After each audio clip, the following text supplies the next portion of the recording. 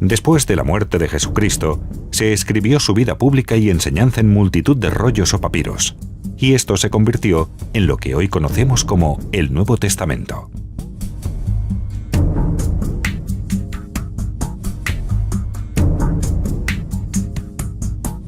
Hay que tener claro que a la hora de leer la Biblia, el Nuevo Testamento o la Tanaj, conocido como el Antiguo Testamento, no tenemos un compendio de historia perfecta que no tiene contradicciones ni errores.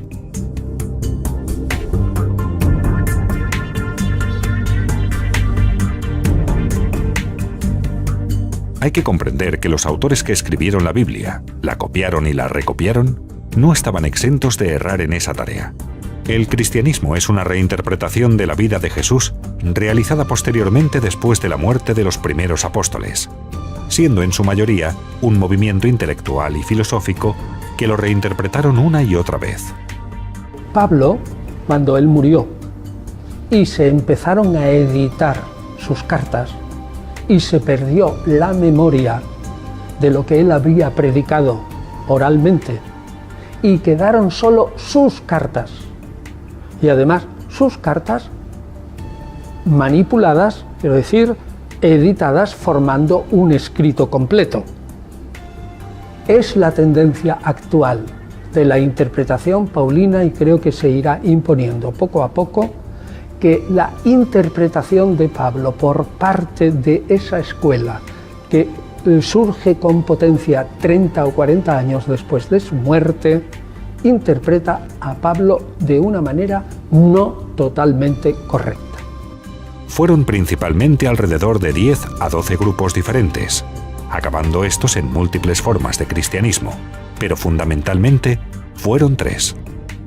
Uno judío, otro paulino y por último el gnóstico, para finalmente permanecer el cristianismo paulino, mal interpretado, por encontrarse en Roma y en connivencia con el emperador. Y que esa interpretación no correcta, que podemos explicitar inmediatamente, ha influido en una tradición interpretativa de 18 siglos hasta ahora, o más, o 19, y que ahora debe pensarse.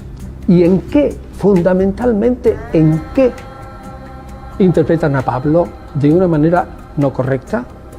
Bueno, pues uno que es evidente que se ve en los evangelios es que lo que es el Cristo celeste, el Cristo celestial, es decir, el Mesías ya sentado, resucitado, exaltado a la derecha del Padre, se le pega al Jesús terreno, como si fuera una sola figura, y de Jesús se transforma esa figura en Jesucristo, una figura mezclada de los rasgos de divinización que solo ocurren después de su muerte, como si esos rasgos de una manera potencial hubieran estado también en la vida del Jesús terreno.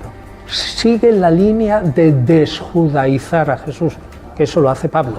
Pablo transforma el Mesías judío en un redentor universal. El Mesías judío, que era Jesús, que era muy nacionalista y solo para los judíos, Pablo lo presenta como un redentor universal. Esa línea sigue, ahí va bien. Pero interpretan erróneamente la doctrina de Pablo sobre la ley de Moisés. Según los discípulos de Pablo, toda la ley de Moisés, desde que vino el Mesías, ya no vale para salvarse. Y ese no es el pensamiento de Pablo. El pensamiento de Pablo es mucho más fino. Distingue entre la ley de Moisés, que es válida y eterna, la parte del decálogo fundamentalmente, la que regula las relaciones entre los hombres, y distingue otra parte, Pablo, que es la ley de la alianza de Dios con el pueblo judío. Y lo que dice el Pablo auténtico es: los judíos que se conviertan a Jesús Mesías tienen que seguir cumpliendo la ley de Moisés completa, pero los paganos que se conviertan a Jesús Mesías, como siguen siendo paganos, no se transforman y ni deben transformarse en judíos, porque si no, Abraham no sería padre de numerosos pueblos. Como siguen siendo paganos, no tienen por qué cumplir esa parte de la ley que es solo para los judíos. Por tanto, no tienen que circuncidarse ni cumplir las normas de pureza ritual ni la ley de los alimentos. Pero nunca Pablo dijo que los judíos, una vez que creyeran en Cristo, estaban libres de la ley. Todo lo contrario, tenían que seguir siendo judíos. Y cualquier judío que se convirtiera a la fe en Jesús tenía que seguir siendo judío y cumpliendo la ley entera. Y cualquier pagano que se convirtiera a Jesús seguía siendo pagano y por lo tanto solo cumplía la ley esencial, válida y eterna, que es el Decálogo. El fracaso del judeo-cristianismo eliminado por Roma en todo el imperio era evidente y previsible, como también el cristianismo gnóstico por ser además muy intelectual, filosófico y difícil de interpretar con una mente helenista. Estos seguidores de Jesús constituyen una facción asamblea de Dios o iglesia muy distinta de los 12 apóstoles.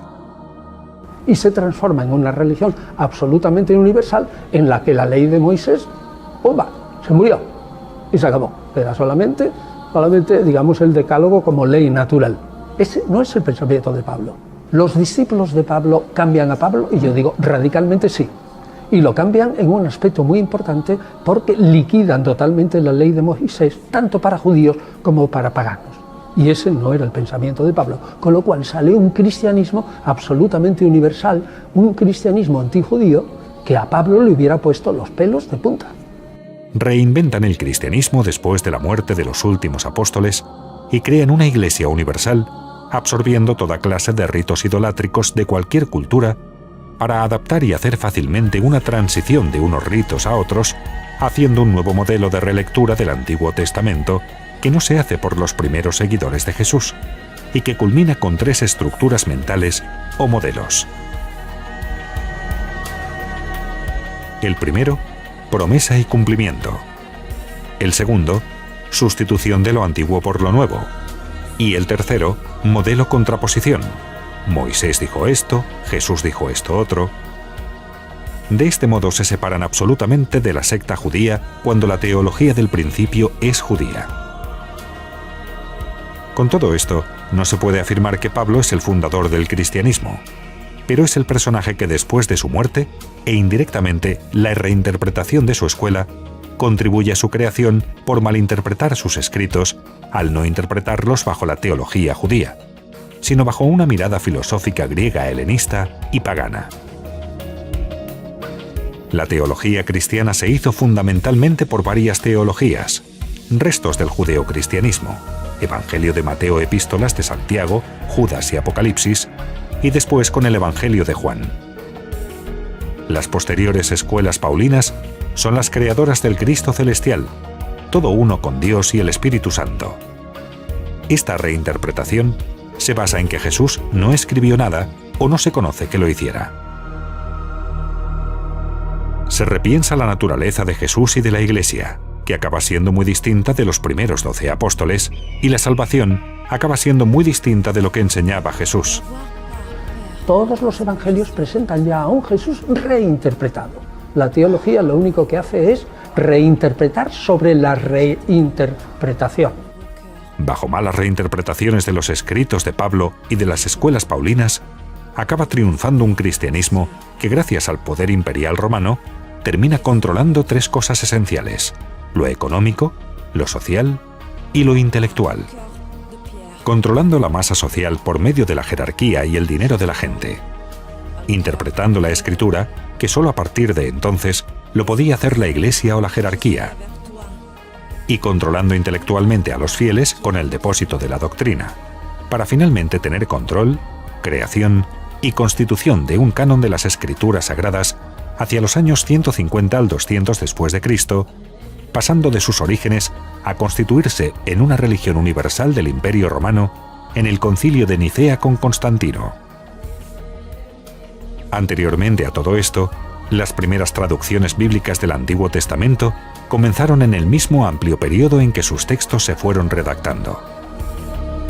Los Targum en arameo y la Septuaginta, traducción al griego denominada Biblia de los 70 del siglo III a II a.C., y el texto masorético en hebreo se realizaron de los textos originales que componen la Biblia hebrea del judaísmo, Antiguo Testamento para el cristianismo. Aunque la traducción al latín de San Jerónimo, denominada Vulgata en el año 382, fue la dominante en la cristiandad occidental hasta la Reforma Protestante en el siglo XVI y continuó siéndolo en el catolicismo hasta la edad contemporánea. Un error muy grave a consecuencia de las malas traducciones se puede observar en el arte.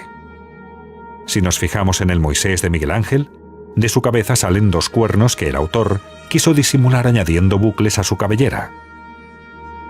Esta cornamenta viene por un error de traducción de la Biblia. Del texto hebreo original en el libro del Éxodo, 34:29 al 35, se narra cómo Moisés consiguió las tablas con los mandamientos, y habla que su rostro emanaba rayos de luz. Sin embargo, San Jerónimo, en el año 400, lo tradujo al latín como «su rostro era cornudo» en su Vulgata. Llamada así, esa traducción, porque su misión era hacer llegar la Biblia a la mayor cantidad de gente posible, vulgarizándola al traducirla del hebreo al latín. Por un error de traducción, tenemos a Moisés representado por los artistas con un par de cuernos en su cabeza. Y todo porque la palabra hebrea, karán, puede significar tanto cuerno como rayo, y Jerónimo tradujo mal ese pasaje que fue corregido en el siglo XVIII. Las traducciones de la Biblia han sido numerosas. Traducida a 450 lenguas de forma completa y a más de 2000 de forma parcial, lo que convierte la Biblia en el libro o conjunto de libros más traducido de la historia.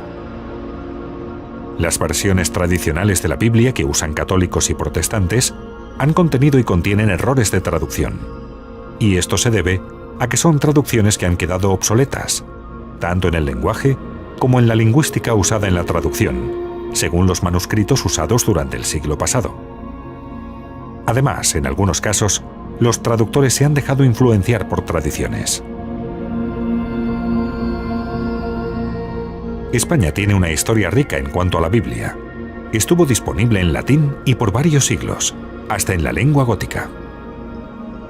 Cuando el idioma español empezó a desarrollarse, se tradujo la Biblia en romance o en español antiguo. La llamada Biblia alfonsina es una Biblia romanceada, es decir, una traducción de la Biblia al castellano del año 1280. Patrocinada por el rey Alfonso X, la llevó a cabo la Escuela de Traductores de Toledo, que tomó como punto de partida el texto latino de la Vulgata. La Vulgata es una traducción de la Biblia hebrea y griega al latín, realizada a finales del siglo IV, en el 382 d.C., por Jerónimo de Estridón. Fue encargada por el Papa Dámaso I 2 años antes de su muerte. La Vulgata sucumbió a los cambios inevitables, forjados por el error humano en el copiado incontable del texto en los monasterios a través de Europa. Desde sus días más tempranos, las lecturas del Vetus Latina fueron introducidas.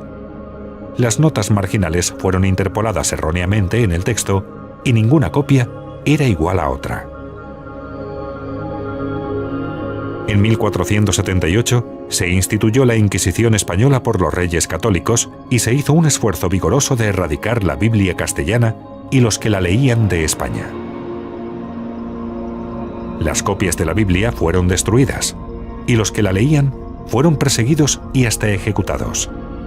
Solo permitían copias en latín o griego. La Iglesia católica y especialmente la española, que para el año 1500 tenía el poder político en España y las naciones conquistadas, nunca quiso que las escrituras estuvieran accesibles para el pueblo en el idioma castellano. No fue hasta el año 1556 que el protestante Francisco de Encinas, que habiendo realizado la primera traducción completa castellana, hizo posible el acceso al pueblo hispano. Con el dominio católico, era muy difícil introducir en España una traducción del Nuevo Testamento. Fue Julián Hernández el que logró introducir clandestinamente en España 2 toneles llenos de Nuevos Testamentos traducidos al castellano por el protestante Juan Pérez de Pineda, aunque costándole la vida, siendo quemado vivo en la estaca por la Santa Inquisición. Incluso para monjes y sacerdotes les era difícil poder leer una copia del Nuevo Testamento en castellano. Reina Valera, también llamada Biblia de Casiodoro de Reina o Biblia del Oso, es también una de las primeras traducciones completas de la Biblia al castellano. Se basó en el texto masorético hebreo y tuvo siempre a mano la Biblia de Ferrara, la traducción del hebreo al judeo español usada por los judíos sefardíes para resolver las dudas. Y para la traducción del Nuevo Testamento, Reina Varela se basó en el Textus Receptus.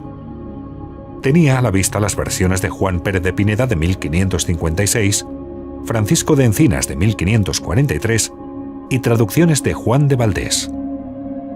No obstante, reconoce que en su versión, mucho de lo traducido fue de su propio entendimiento.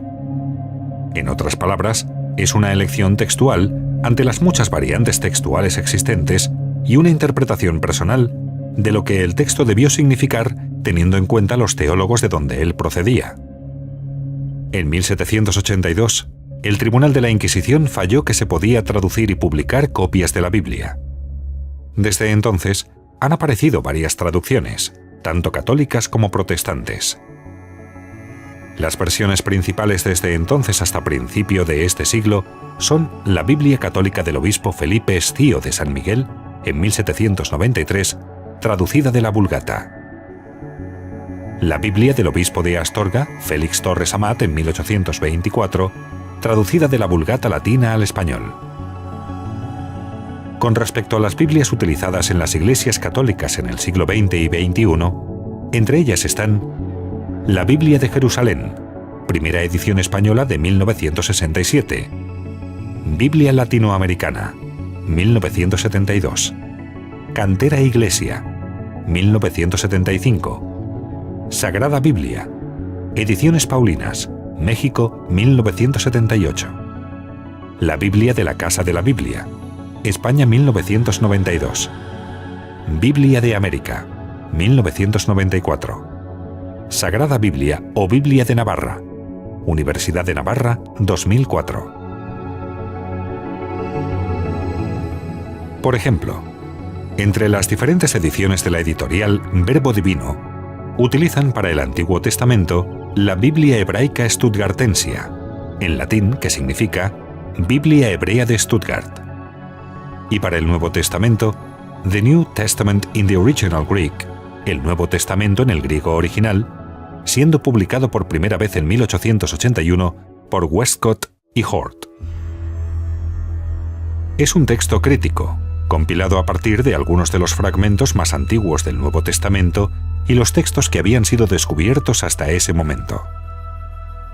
2 manuscritos fueron favorecidos por Westcott y Hort, el Códice Vaticano y el Sinaítico.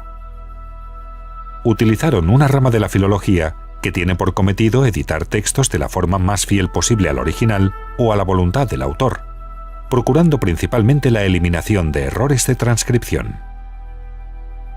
Los escribas cometían errores o alteraciones cuando copiaban a mano los manuscritos. Por tanto, la crítica textual pretende reconstruir el texto original tan cercano como sea posible. Pero hay que tener en cuenta que la tradición y enseñanzas de Jesús fueron de forma oral y en hebreo. Por lo tanto, hay un núcleo de tradición oral que pasados varios años después de la muerte de Jesús, y probablemente ante la inminente muerte de los apóstoles, se transforma en escritura, ya fuera en hebreo o en griego, como lo tenemos ahora. Los escribas tradujeron al griego las enseñanzas orales. Según Papías, Mateo se escribió en hebreo, y Jerónimo, hablando de Pablo, afirma que alguna carta fue escrita en hebreo y posteriormente traducida al griego. Por eso, si no seguimos el contexto hebraico en la traducción, seguimos viendo reinterpretaciones helenistas sobre estas palabras griegas que se perpetúan en las actuales traducciones para apoyar teologías y dogmas. Cuando deberíamos preguntarnos, ¿qué contexto hebraico y judaico hay detrás de esta palabra escrita en griego? Puesto que la religión de Yeshua es el judaísmo.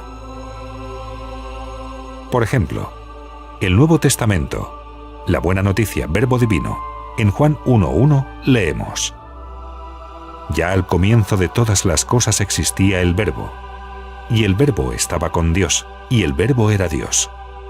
Ya al principio estaba Él con Dios.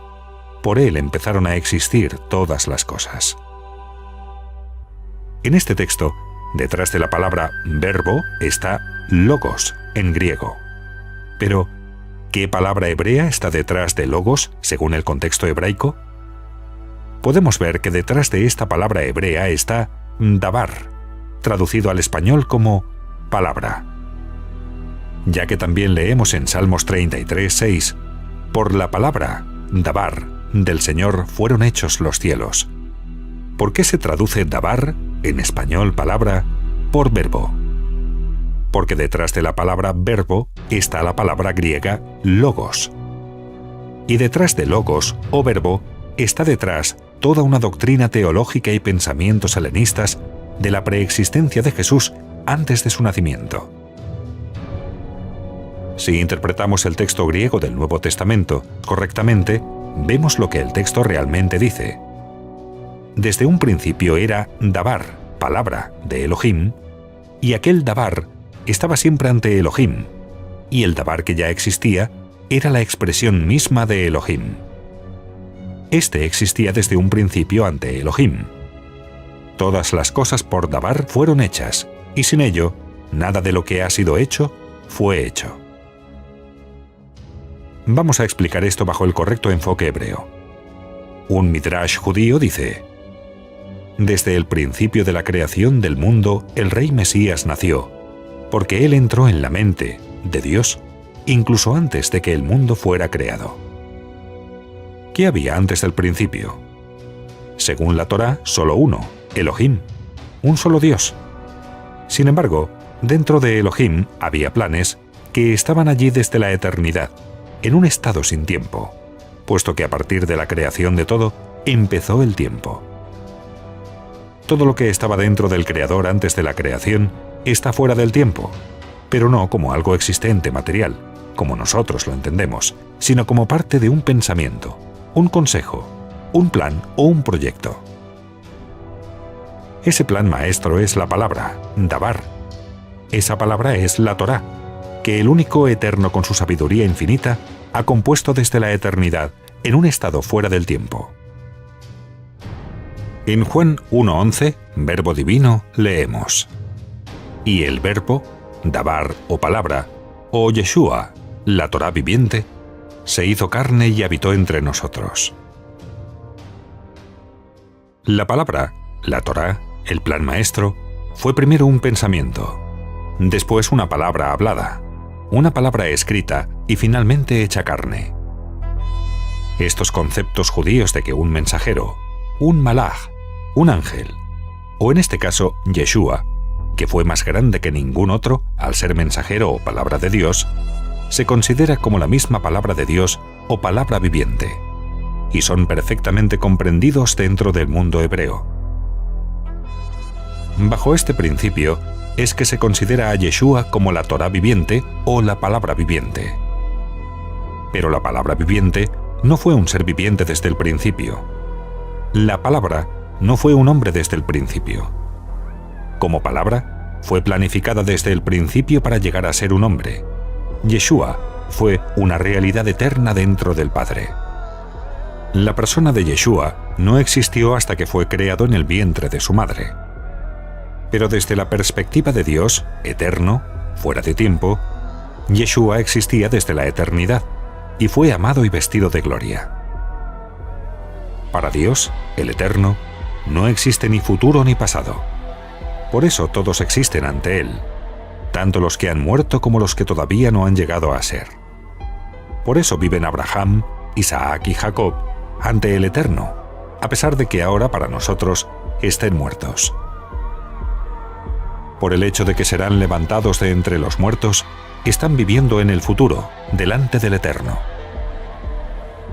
Entonces, bajo la comprensión hebrea y judía, no podemos afirmar que Yeshua, el Mesías, ya preexistía antes de nacer. En Jeremías 1:5 leemos: Antes que yo te formara en el seno materno te conocí, y antes que nacieras te consagré, te puse por profeta a las naciones. El hecho de que un hombre haya sido escogido y apartado mucho antes de ser formado no significa que entonces estuvieran en un estado consciente. Ni el profeta Jeremías, ni el resto del pueblo judío pueden decir que tenían una preexistencia consciente mucho antes de ser engendrados. Sin embargo, ellos estaban en el interior del Eterno, en su plan eterno que ya existía antes de que el mundo fuera hecho. De la misma manera fue hecho con el Mesías, Yeshua. Así que, cuando Yeshua dice que una gloria le había sido dada y que había sido amado por el Padre ya antes de que el mundo existiera, no tiene que significar que él haya tenido una existencia material. Las Escrituras no enseñan que todo fue creado por el Mesías, sino en él y por medio de él. El Mesías no fue el que creó, sino el Eterno. Y el Mesías no sería creado, engendrado hasta que su tiempo en el mundo hubiese venido. Y tenía que ser una persona normal para que en él y por él todos fuésemos salvados. En resumen, la Torá se desarrolló después de haber sido un pensamiento, para ser una palabra pronunciada por medio de la cual todo fue hecho y es sostenido. Luego, la palabra fue enviada por Dios como escritura y finalmente fue un ser viviente en el hombre Yeshua. Este hombre fue ungido para ser aquel Mesías que había sido creado para ser. Después de haber vencido en todas las pruebas y haber sido obediente hasta la muerte, fue levantado y deificado e investido de aquella inmortalidad y aquella gloria y divinidad que le habían sido reservadas desde la eternidad, desde antes de la existencia del tiempo. Como hombre inmortal, fue puesto para gobernar sobre toda cosa creada, porque todo fue creado para ser puesto bajo sus pies. Así que, para no errar en las reinterpretaciones o copias de las Escrituras, la gran pregunta que todo traductor bíblico debe hacerse es: ¿cuál fue el significado preciso que el autor original dio a ese texto? ¿Cuál fue el significado que el autor original dio al texto la primera vez? Por lo tanto, conocer perfectamente la cultura y religión hebrea, especialmente del primer siglo, lo que se conoce técnicamente como judaísmo del Segundo Templo, es vital para un entendimiento apropiado del Nuevo Testamento. Pero, ¿cómo se originó, preservó y transmitió el Nuevo Testamento, especialmente la sección conocida como Masoret o Evangelios? Al principio se transmite en arameo, luego se transmite en griego, luego se van copiando dichos y hechos en griego y finalmente se hacen pequeñas colecciones de dichos y hechos de Jesús, sobre todo milagros, y luego una historia de la pasión. Cuando viene el primer evangelista, cronológicamente hablando, Marcos, se encuentra por una parte con que tiene tradición oral sobre Jesús que no ha sido escrita, pero normalmente ya en griego. Alguna en arameo también, pero rara. Colecciones de parábolas escritas, colecciones de dichos escritos, pequeñas colecciones, como pequeños libritos, colecciones de milagros y sobre todo una historia de la pasión. Es decir, que el evangelista no va por la calle como si fuera un reportero moderno preguntando a los creyentes sobre Jesús, sino que escribe su evangelio sobre pequeños fragmentos previos que ya están escritos en griego, formando como hojas volantes o cuadernillos. Esa primera copia de cada uno de los 4 evangelistas, la copia a mano, esa se ha perdido. Esas copias, en líneas generales, van manteniendo el tono del texto, por lo menos en un 95 a un 99%. ¿Cuándo empiezan, digamos, ya a copiarse de una manera seria, porque se consideran, digamos, los textos sagrados y que están, pues aproximadamente en el año 200? Los papiros que tienen los 4 evangelios, es muy raro, hay alguno, como el papiro 52, probablemente en torno al 150 aproximadamente, pero es muy raro, la mayoría de los papiros son del año 200 en adelante. Y los grandes manuscritos, que recogen normalmente el Nuevo Testamento entero, son a partir del año 300. Los estudiosos de los manuscritos debemos confesar al público que cuando los comparamos entre sí e intentamos descubrir cuál es el texto original, ¿no? Pues si tú tienes varias copias, pues comparándolos puedes hacerlo, y son muchas mentes las que lo están haciendo, cada uno observando con todo cuidado. Sí debemos admitir que nosotros no podemos reconstruir el texto original de los evangelios, que es lo que más puede interesar a la gente, sino en el estado en que ese texto estaba en el año 200. Antes no. Por tanto, hay un lapso, un hiato que va desde la muerte de Jesús, pongamos el año 30 o 33, más probable, hasta el texto del año 200, hay 170 años. Ese hueco por ahora no lo podemos rellenar, no tenemos textos. Cuando entendemos que dichos documentos surgieron dentro de la comunidad judía en los días del judaísmo del Segundo Templo, entonces podemos suponer, lógicamente, que la manera como se originaron, preservaron y transmitieron sigue el mismo curso normal, típico de aquel judaísmo, o sea, la transmisión oral. Yeshua, él fue el rabino y el maestro sabio que les enseñaba la Torá a sus talmidim y les compartía oralmente las grandes lecciones que ellos, a su vez, debían retener y comunicar a su generación. Para comprender cómo surgió la Torá, se mantuvo y se transmitió, desde Moisés hasta Yeshua, Maimónides, varios siglos después, nos diría cómo se divulgó. Moisés se instalaba en su tienda. Entraba primero a Aarón, y Moisés le transmitía el mandamiento que le habían comunicado y le enseñaba su explicación. Aarón se levantaba y se colocaba a la derecha de Moisés, y entraban sus hijos Eleazar e Itamar, a quienes Moisés decía lo que había informado a Aarón. Luego los hijos se levantaban y se colocaban uno a la izquierda de Moisés y el otro a la derecha de Aarón. Enseguida entraban los 70 ancianos y Moisés les enseñaba como había enseñado a Aarón y a sus hijos. Luego venía el conjunto del pueblo y todos los que querían pedir algo al Eterno. Y Moisés les exponía el mandamiento y ellos escuchaban todo lo que les decía. Por consiguiente, Aarón oía cada mandamiento 4 veces y sus hijos 3 veces, los ancianos 2 veces y el resto del pueblo 1 vez. Entonces se levantaba Moisés y Aarón repetía y explicaba ante todos los presentes el mandamiento que había escuchado 4 veces en los labios de Moisés. Entonces se levantaba Aarón y sus hijos, Eleazar e Itamar, que ya habían oído el mandamiento 4 veces, 3 veces de boca de Moisés y 1 vez por boca de Aarón, se lo enseñaban de nuevo a los presentes y se levantaban. Los 70 ancianos, que ya habían oído el mandamiento 4 veces, 2 veces de boca de Moisés, 1 vez de boca de Aarón y 1 vez de boca de Eleazar e Itamar, lo volvían a explicar a los presentes.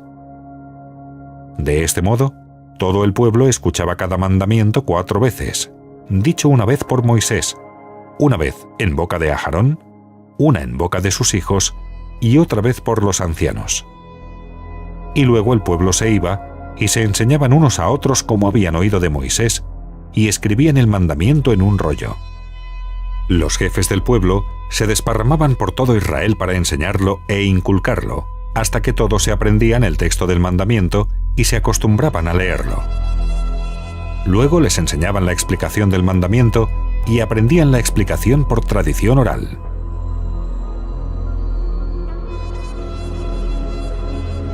Debido a este proceso de memorización extraordinaria y portentosa que los talmidim o discípulos eran capaces de hacer, fueron llamados tanas o tanaitas, es decir, memorizadores de la tradición o enseñanza recibida de sus mayores. De tal manera que la forma de enseñanza principal de un rabino en el primer siglo era la repetición oral constante. Esto significa que antes de la existencia escrita de los Masoret o Evangelios, su contenido fue conocido por los creyentes y era pasado oralmente de discípulo a discípulo. En otras palabras, no porque no existieran en forma escrita, significa que los seguidores de Yeshua no tenían conocimiento de esa historia. El caso es todo lo contrario. Lo conocían muy bien. Por lo tanto, nunca hubo originalmente ningún documento escrito sobre los dichos de Yeshua. Todo estaba retenido y preservado en la memoria. Yeshua acostumbraba a decir: lo que digo en secreto, proclamadlo desde las azoteas. Pablo dirá a uno de sus más aventajados talmidim: lo que has oído de mí, esto encarga a hombres fieles que sean capaces de enseñar también a otros. Observa la expresión, lo que has oído de mí, lo cual indica lo que venimos diciendo, que la transmisión de las enseñanzas de Yeshua y de sus shaliachim, o apóstoles, preexistieron a la forma escrita que hoy tenemos y se transmitieron oralmente, de judío a judío, pues los gentiles, al menos en los primeros años del movimiento, no formaron parte todavía de la comunidad. Y cuando recordamos que todos esos judíos, que tenían en sus labios los dichos y enseñanzas de Yeshua, lo hacían en hebreo, entonces es fácil comprender por qué al principio la preservación, contenido y transmisión fue en hebreo, en arameo, especialmente entre los talmidim que vivían en la tierra de Israel, donde el hebreo, en arameo, era la lengua materna. E ignorar esto es un grave error. Hasta ese momento, la preservación de los dichos de Yeshua se guardaba y transmitía en rollos vivientes, o sea, en personas. Y de acuerdo al nivel del estudiante, así era la profundidad y extensión que se daba de la enseñanza. En otras palabras, había niveles de memorización y transmisión.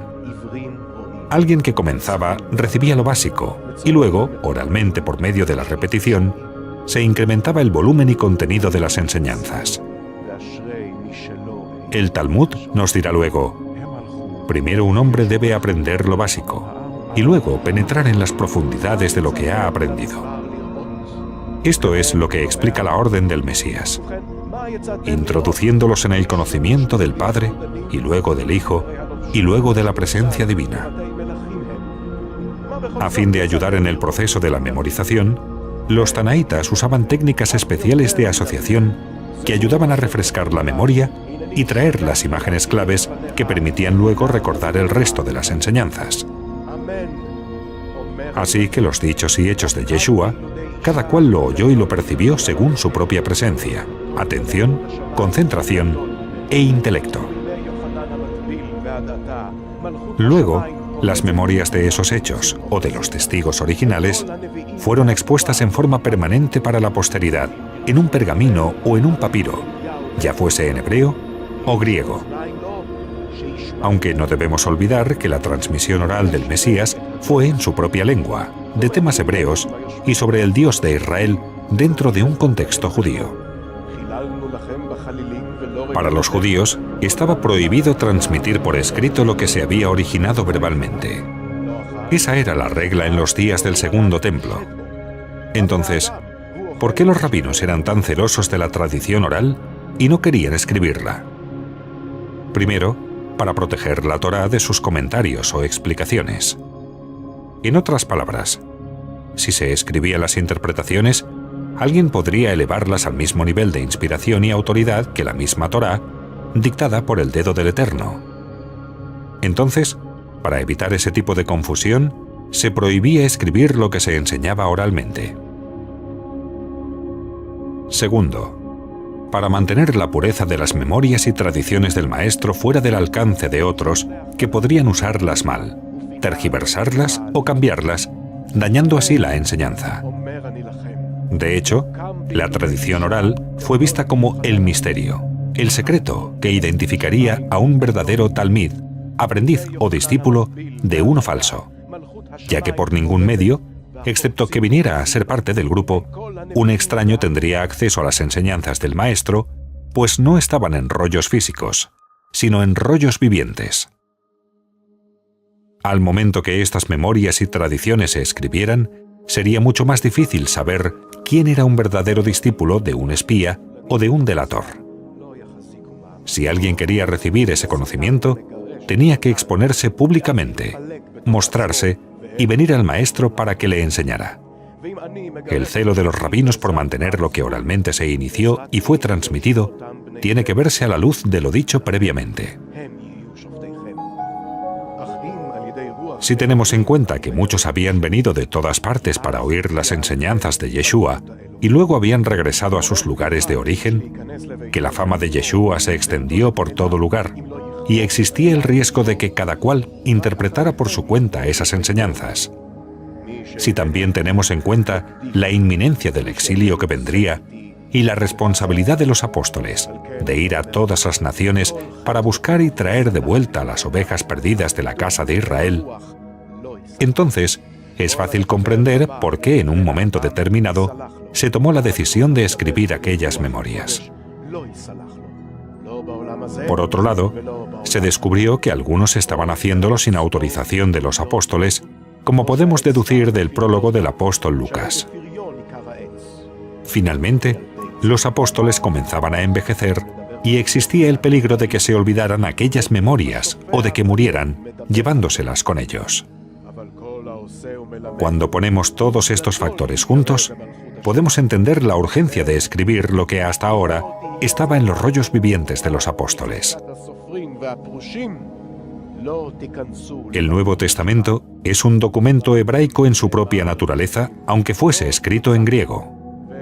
Su preservación y transmisión siguieron entonces el estilo del resto de los documentos hebraicos de la época.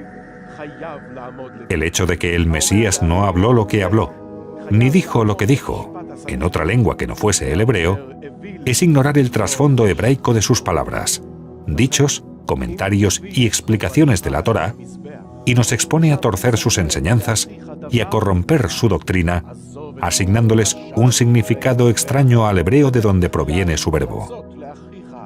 Independientemente de que esas enseñanzas se escribieran o tradujeran en griego posteriormente. Si tomamos en cuenta que las enseñanzas fueron en hebreo, para posteriormente escribirlas en griego, y pasados los siglos se reescribieron las traducciones a otros idiomas, es imposible pensar y hablar de imparcialidad. Es inadmisible que el 100% del texto sea imparcial, pues siempre que existe una traducción, hay una pérdida. Las palabras varían de significado cuando pasan de una lengua a otra lengua y de cultura en cultura. Por ese motivo, nunca se puede hablar de ecuanimidad y siempre hay que buscar el máximo de imparcialidad. Para hacer una buena traducción de un texto, el autor tiene que tener una buena noción de la cultura del escritor original, pensamiento, teología, cultura y perspectiva. También debe tener un conocimiento vasto de la cultura en la cual se va a verter la traducción. Por ejemplo, un autor que no conozca la cultura hispana, aun conociendo el idioma, nunca podrá hacer una buena traducción de los textos de la Biblia al castellano, porque la manera en que un hispano piensa es muy distinta, por ejemplo, a la de un anglosajón. El griego, aun siendo una lengua extraordinaria y la lengua más cercana al hebreo que existe, siempre existirá una pequeña pérdida en la traducción. Si después traducimos del griego a otras lenguas, la pérdida es muy grande, porque en el proceso muchas cosas se pierden por cuestiones culturales. ¿Cuál fue la primera fuente de textos que posteriormente fueron copiados para crear el Códice Vaticano y el resto? A ciencia cierta, no tenemos ni sabemos cuáles fueron los primeros escritos originales. Pero debido a que ciertos conceptos hebraicos o judíos fueron ligeramente alterados en las copias posteriores, es de lógica que estas primeras, que sirvieron de base, ya estaban ligeramente torcidas. Pero un filólogo no podrá hacer este tipo de conjeturas mientras no existan estos textos para poder examinarlos. Aunque la lógica y la razón de una persona que estudie las teologías judías del primer siglo y las actuales teologías cristianas, según el Catecismo católico, podrá observar que muchos conceptos que hoy se enseñan no tienen sentido. Los autores evangélicos, aunque presentan y hacen propaganda de su imagen de Jesús, son tan respetuosos con la tradición que incorporan relatos y pequeños detalles a sus narraciones, de tal modo que nosotros podemos deducir más cosas incluso de lo que pensaban los propios evangelistas. Pues bien, nosotros tenemos en unos 20 a 30 indicios en los evangelios que Jesús era mucho más parecido a un Mesías tradicional que lo que luego se ha dicho en la interpretación tanto protestante como católica como ortodoxa a lo largo de 19 siglos. Es decir, que el Jesús manso, humilde de corazón, pacífico, Mesías apolítico, no guerrero, enemigo de la violencia, hoy día es cuestionada por la ciencia filológica y la ciencia histórica, porque los mismos evangelios te dan un montón de detalles, y digo un montón, entre 20 y 30, que nos pintan a un Jesús mucho más nacionalista, mucho más judío, mucho más implicado en la política de su tiempo, que tenía amigos entre sus discípulos que eran gente muy antirromana, que el mismo Jesús, y esto dice la interpretación actual, no dijo de ningún modo que había que pagar al César, sino todo lo contrario. Un judío pudiera admitir que una potencia extranjera iba a dominar sobre el reino de Dios, que es propiedad de Dios solo. Aunque tienen una explicación según la teología católica, aludiendo al nuevo pacto y desechando el antiguo. Razonamiento que tampoco tiene sentido, pues como la misma Iglesia Católica promulga, la palabra de Dios es eterna e inmutable. Por otro lado, el Códice Vaticano o el Textus Receptus, aunque son manuscritos de gran calidad, contienen textos y doctrinas insufladas en la traducción del mensaje oral hebraico que no expresa necesariamente el mensaje o lenguaje original del mensaje de Yeshua a los apóstoles. Fue el Textus Receptus, o Vulgata Latina, la que sirvió de base textual para la mayoría de las versiones que hoy se conocen del Nuevo Testamento en siglos pasados, y para los últimos siglos se utilizó el Códice Vaticano, el Códice Beza o el Sinaítico. Todos los autores cristianos utilizan estos códices, que muchos fieles, sacerdotes y obispos consideran inspirado por el Espíritu Santo al mismo nivel que el autor original. Todos como humanos cometemos errores, y el no aceptarlos según los mismos escritos es idolatría, pues solo Dios no comete errores. Aunque la pregunta que debemos hacernos es, ¿no debemos hacer una revisión constante a la luz de los nuevos descubrimientos arqueológicos bíblicos para de este modo tener una versión cada vez más perfecta y cercana al pensamiento del mensaje original, tan cercana como sea posible y tan entendible al punto de tener una mejor concepción y un mejor entendimiento? Muchos autores a lo largo de los últimos siglos intentaron hacer diferentes revisiones del Nuevo Testamento. Lo que a día de hoy existen aproximadamente más de 4.000 versiones distintas, traducidas en distintos idiomas del planeta.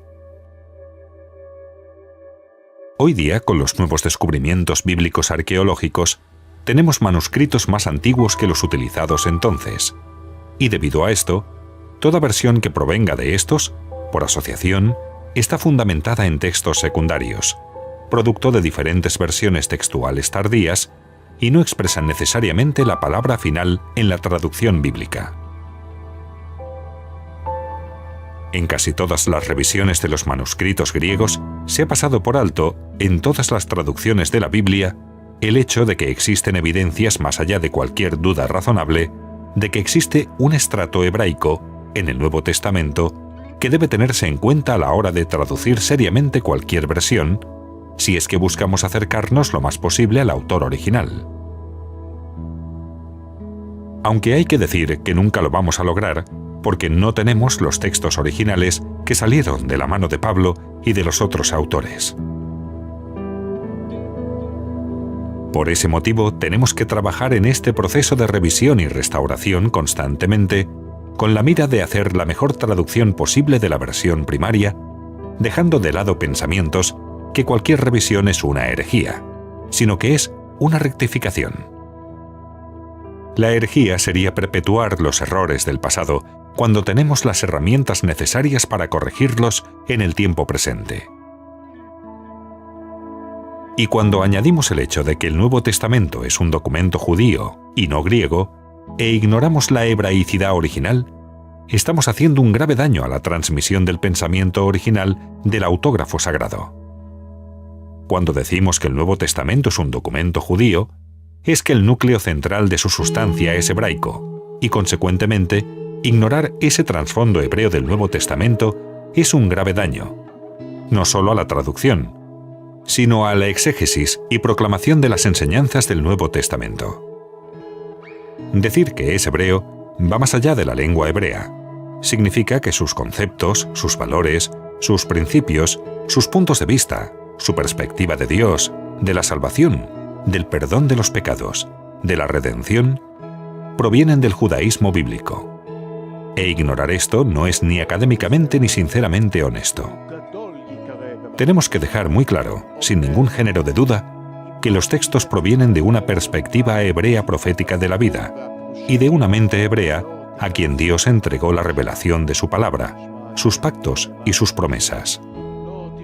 E ignorar esos principios es un grave riesgo a la interpretación bíblica.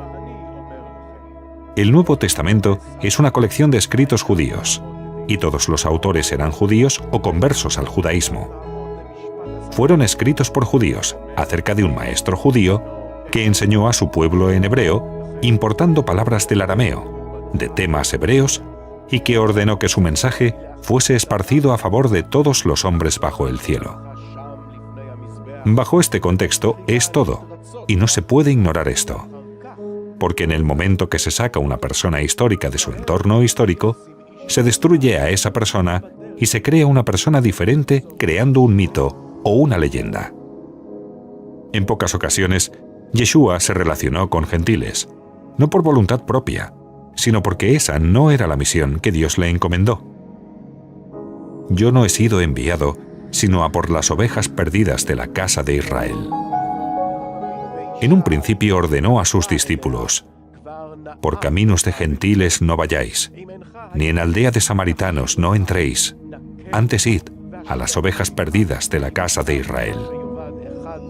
Y a una mujer no judía dijo: no está bien tomar el pan de los hijos y darlo a los perrillos. En sus enseñanzas a sus discípulos judíos dijo: no imiten a los gentiles en sus oraciones. Y a una mujer que no era judía dijo: ustedes no saben a lo que adoran. Nosotros sí sabemos a lo que adoramos, porque la salvación viene de los judíos. Sacar al hombre que dijo estas palabras en ese contexto histórico es crear un mito teológico, es destruir a ese hombre y su mensaje que proviene de Moisés, de los profetas, de los salmos y de la Biblia hebrea. Y Yeshua no hizo otra cosa que explicar la Biblia hebrea a un auditorio judío, de temas judíos, y como en él, aquello que había sido escrito, la ley de los profetas, alcanzaba un punto digno de ser recibido como el Mesías que sufre, que muere y resucita para entrar en su gloria. Cuando Jesús hablaba, no citaba a Pablo, no citaba a Pedro, ni como está escrito en la carta a los Corintios. Jesús sí citaba a Moisés, a David, a Isaías, a Daniel y a los profetas judíos. Ninguno de sus discípulos tiene autoridad para enseñar o escribir algo en contra de lo que Yeshua enseñó. Si Pablo contradice en alguna cosa a Yeshua, es una interpolación. Ninguno de los discípulos tiene autoridad ni puede contradecir las enseñanzas de Jesucristo. Y Yeshua no contradice a los profetas, ni a Moisés. Si así fuera, el canto final que cantarán los redimidos, el canto de Moisés y del Cordero, no tendría sentido. En otras palabras, ni Pablo, ni Pedro, ni Lucas, ni Marcos, ni ningún otro discípulo de un discípulo originario pueden ir en contra de lo que Yeshua dijo o hizo. Porque el mensaje que ellos transmitieron no era su mensaje, era el mensaje de Yeshua. Y el mensaje de Yeshua o Jesús no era su mensaje, era el mensaje que Dios mismo puso en su boca. Dijo el Maestro: Las palabras que yo os hablo no son mías, son del Padre que me envió, cumpliendo al pie de la letra lo que fue dicho por medio de Moisés cuando habló de que un profeta que Dios iba a levantar en medio de Israel. Él hablará todo lo que yo ponga en su boca. Independientemente de que se haya vertido en otra lengua, como el griego, la sustancia del mensaje es hebreo. Y es sobre esta realidad en que decimos que el Nuevo Testamento es un libro judío y no griego. Cuando leemos algo en griego del Nuevo Testamento, no podemos preguntarnos ¿qué significa esto en la filosofía griega?, sino ¿qué significa esto en el judaísmo bíblico? No podemos preguntar a Aristóteles o a Platón qué significa el logos, porque nos lleva a doctrinas erróneas. Debemos preguntarnos ¿qué palabra hebrea está detrás de esta traducción? Y después, preguntar a Moisés y a los profetas. Si interpretamos el texto griego del Nuevo Testamento, teniendo en cuenta lo que la filosofía griega afirma de esos conceptos, nos alejamos mucho del pensamiento doctrinal que Yeshua enseñó y transmitió a los apóstoles. Los padres de la Iglesia introdujeron la filosofía griega como medio de interpretación de las Escrituras y han legado al mundo cristiano un cuerpo doctrinal fundamentado en una interpretación filosófica de las Escrituras hebreas y del Nuevo Testamento. Y ese cuerpo doctrinal pasó de generación en generación y formó una perspectiva teológica a los cristianos que no necesariamente es la perspectiva bíblica. Ha sido con esa perspectiva formada que los creyentes, al acercarse al Nuevo Testamento con conceptos filosóficos griegos en sus mentes, no lean lo que el texto dice, sino lo que los padres de la Iglesia dijeron que dicen. Avinu shebashamayim yitkadesh shimcha, tavo melchitah, yaseh ratzono, ba'aretz kasher nasa b'shamim. Ten lanu hayom lechem pukim, u'salach lanu et ashvatim, kasher solachim anam, lasher ashvatim. Ve'al tevyenu b'idei masa, gi'im hatzilenu min ha'at, ki lecha ha'mamlecha, ve'hagavara, ve'hatiberet, le'olamei olamim amen.